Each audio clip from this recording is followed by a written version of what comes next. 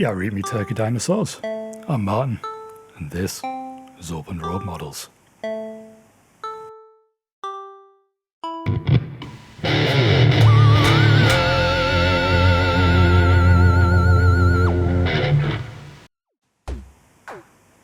So I was wanting to make a gift for my partner. We both love Grogu, because why wouldn't you? And I figured this would be a good shout. So the hole in the front is for the phone, and it looks like Grogu's holding it up with the Force. Or at least that's the theory. So I downloaded the 3D model from CG Trader. I'll include a link in the description below. I made the base off camera out of wood, and then I used PVA and sharp sand for the base. The 3D model's awesome. It's got loads of detail on it. I was thinking about making one myself, because 3D art is my trade, but why do something that somebody's done better? Painting the base, I decided to use acrylic paints with water just to wash it down a bit. And as you'll see, I really hate how the base looked, so I repainted it quite a lot over the video. But I figured we'll move on to the character so that I know where I'm going with it. Started with a mix of buff and some yellow mixed with water for a nice wash, and just, slapped it all over. When you're doing it, you've kind of got to ignore the fact that it looks like crap, because it dries better. At least I hope it does. Used buff, white and a bit of lemon yellow for the fleece bits, which I thought worked really well. And as you can see, using the washes just really highlights all of the detail in that awesome model. I can't speak highly enough of the model. Go and get you it if you want a decent Grogu model.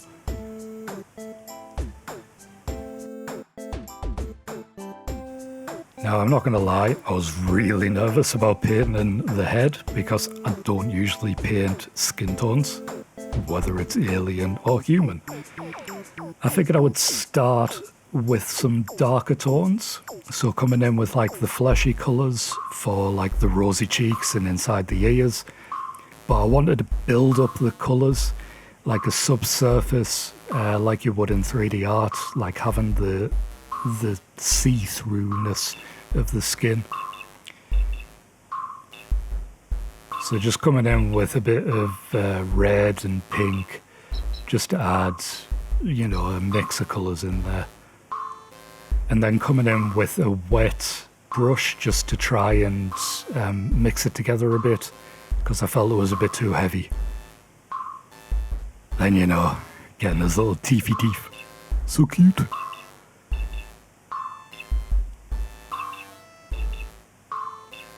And coming in with a wet brush again, just to get the excess off there, so he hasn't got white lips. Started with some flat green and some refractive green, just to get the dark tones on the skin. Again, mixing it in with some water, just to use it more as a wash, so that Zenithal highlight comes through. Really enjoy using that at the minute. I did go really thin with this, just to try and pop everything through,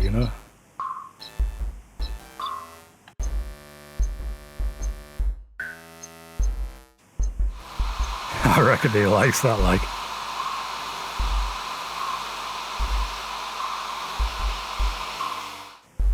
Didn't forget painting the hands, man, Martin.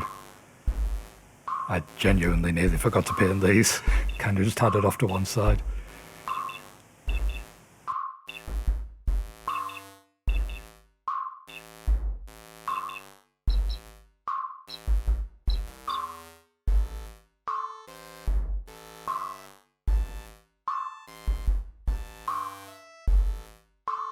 So coming in with the next skin tone colour here, I just mixed a load of lighter greens together, a bit of yellow, white.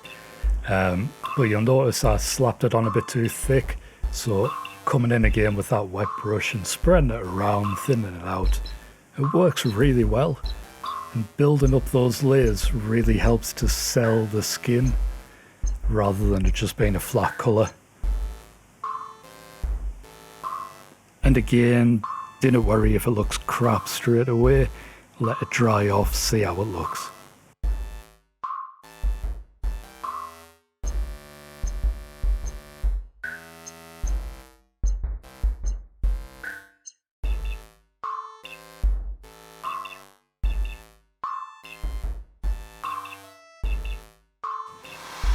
Little dude loves it.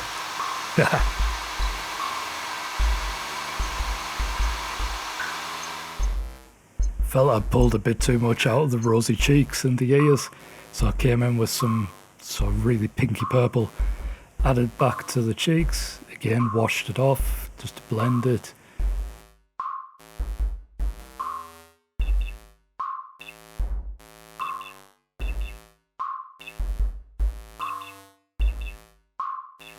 And then kind of went in to do some vein details in the ears with the same colour. Just help them stand out a bit, you know.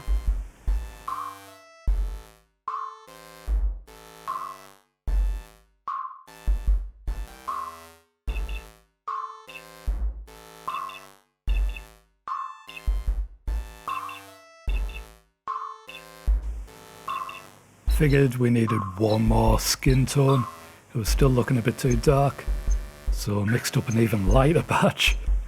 And again slapped it on way too thick, so came in with the wet brush, spread it around, and again it worked so well.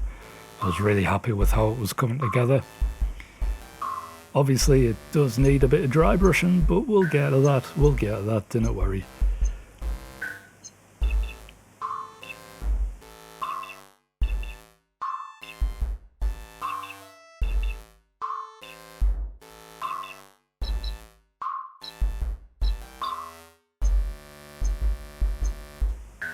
Guess what? I forgot to paint the bloomin' hands again. So yeah, I came in with a few less layers on the hands, but you know, it still worked. Got paint his little nails as well. Bit of nail varnish. Going out on the town. Base painting number 65, I think. Still not happy with it. I wanted the eyes to be a glossy black, so I came in with some black acrylic, which was a bit of a bugger, but I got it in there. Gives them so much character. Those eyes, man, those eyes.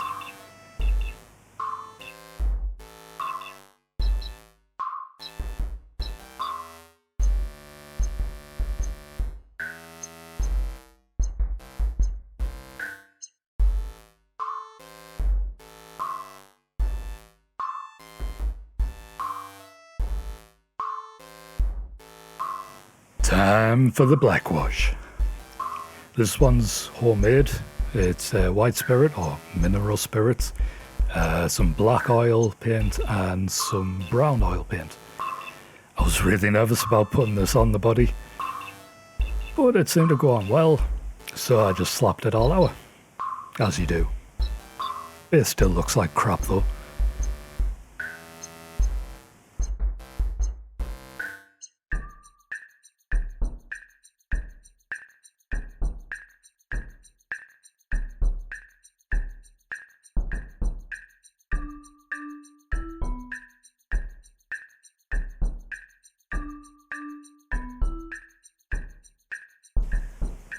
Not gonna lie, I was really nervous about putting on the face, and at this point I crapped myself.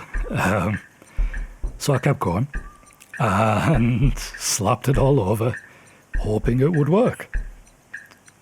Which it kinda did, but I did chicken out and dabbed off the excess before it dried, just so it was in the nooks and crannies rather than everywhere. I left it all on the body to dry. You know, it works well. Figured I would try dry brushing the base. Still not happy with it. Dry brushing the body, however, worked really well. This is just a bit of buff. Dry brushing on, dry brushing in the buff. Really helps highlight all the details. Really surprised those threads printed out, really, but hey, looks awesome. And coming in with an even lighter green for the dry brushing of the head. Looks awesome. Worked really well. I don't usually like my paint jobs, but holy heck, this is working so well. Really chuffed with it. Tooting my own horn. Look at that. Now, you'll notice the eyes have gone satin black. So we're going to fix that with UV resin. Get all of the glossy. Really tiny brush. Get it in there. When you come to clean off your brushes, use a bit of IPA, acetone, whatever. It'll do the trick. Figured I would get in his mouth as well. Get all that saliva in there.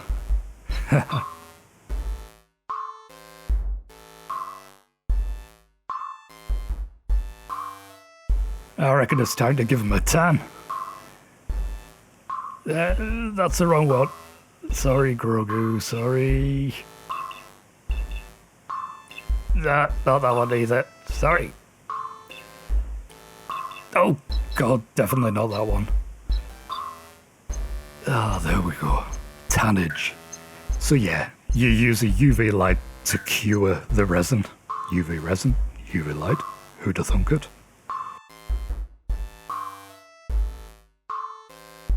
Grogu, don't touch that. It's sharp. Grogu. There we go. So, I really wasn't happy with the base. Figured we'd do with resin pour. Now, there's a really specific reason that I'm using the metal saw rather than the wood saw, which is there. No, it's just because it was plugged in. Yeah, that's how my brain works. I mean, that sharp sand is pretty sharp. Took a bit to get through it. Should probably wear gloves when you do this, you know. Do as I say, not as I do, and all that jazz.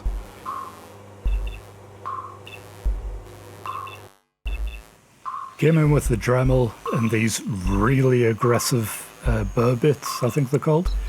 Probably not, let us know in the comments. But yeah, be careful with these. I have took off like a quarter of my thumb before. Thankfully it grew back. So wear gloves. Again, do as I say, not as I do. But it made short work of the wood. Just trying to sculpt in some more natural looking details and give something the resin the key to.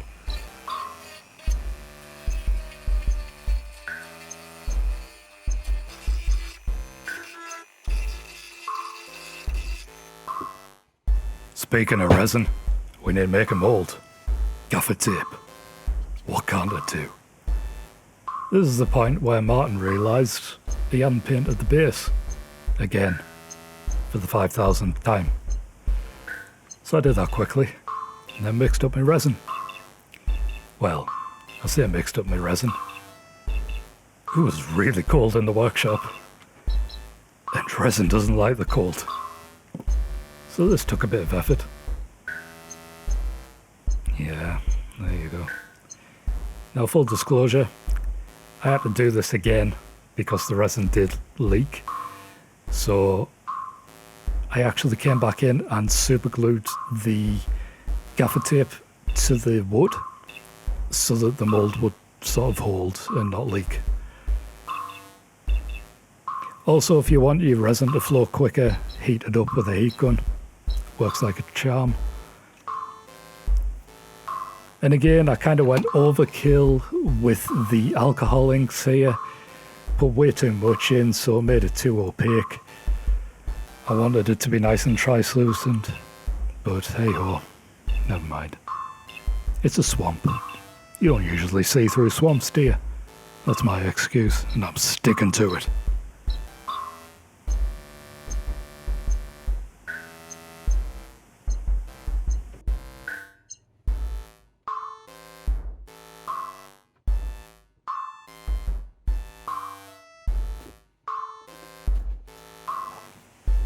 Now, this is where I get to play with all of my nice kit. This is a pressure chamber. You lob your resin in there, lob the lid back on, snug it down, not too tight, let the seal do its work, or leak, you know, whichever. And then you shove a load of compressed air in there, like that. I usually gun for about 35 bar. And essentially that just squashes all the bubbles down so they're microscopic and you can't see them. Like that. And again, just coming in with the Dremel and cleaning it up. Bevel off the edges, stuff like that. And when you're doing this, wear a dust mask, because it's nasty stuff. You do not want this in your lungs.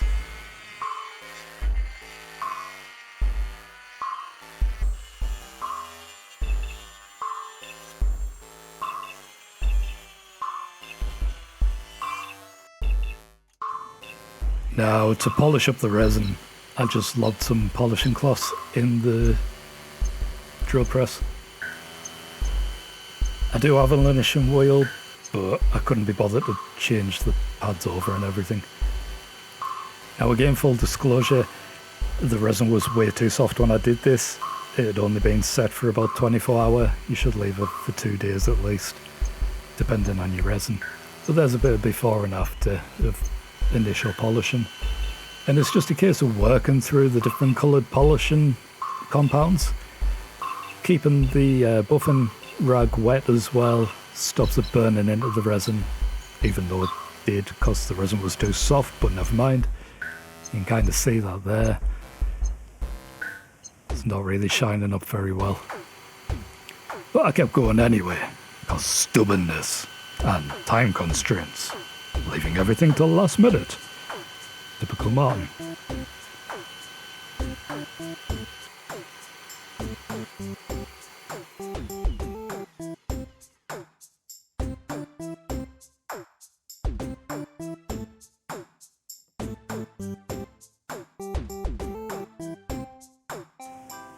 And just finishing it off with a buffing rag. Just to, you know, make sure I've totally burnt the resin. Because there's no half measures. Grogu, don't touch that.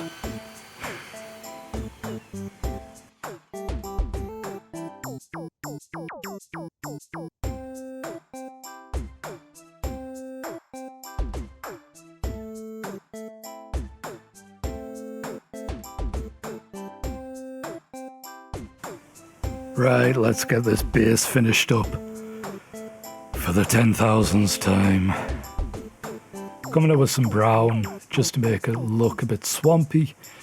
Mixing in a bit of that refractive green, or whatever it's called, to give like some moss vibes. Let that dry, came in with some black wash. Slapped it all over the resin as well, which was a mistake, so I wiped it off.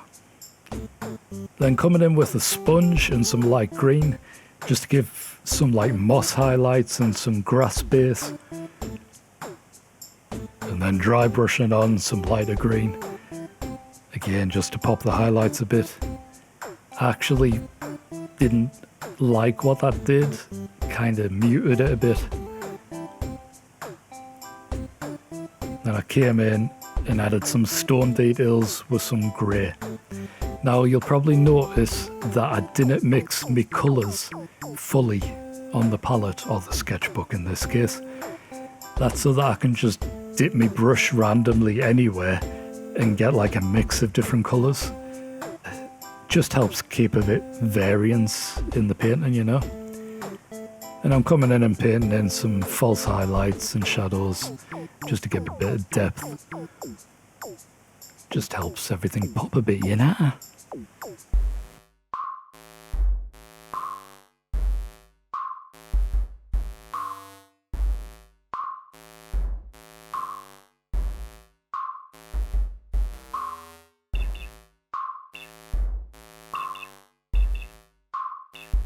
I reckon it's time for some bush. There you can. So we just slap all them on. Trim your bush. I mean, it was pretty desperate. And then we're going to blend it in a bit with some watered down green, just to tie the colours together. And then, black 3.0. Not black 4.0. I'm not made of money here, you folks. Unless you join Patreon. I need more people so I can buy the good stuff. I'm just adding some algae detailed with the green paint, different shades. It just helps pull the swampy feel together. Now, we need somewhere for the frogs. Lily pads. Printed out on thick card. And then just kind of squish them up a bit so they're not totally flat. And super glue them down.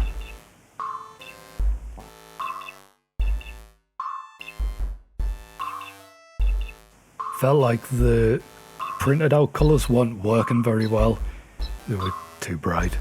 So I'm using some watered down green again just to try and mix everything together. Didn't really like how it turned out. Painted in some false highlights. You know, keeping going in my stubborn ways.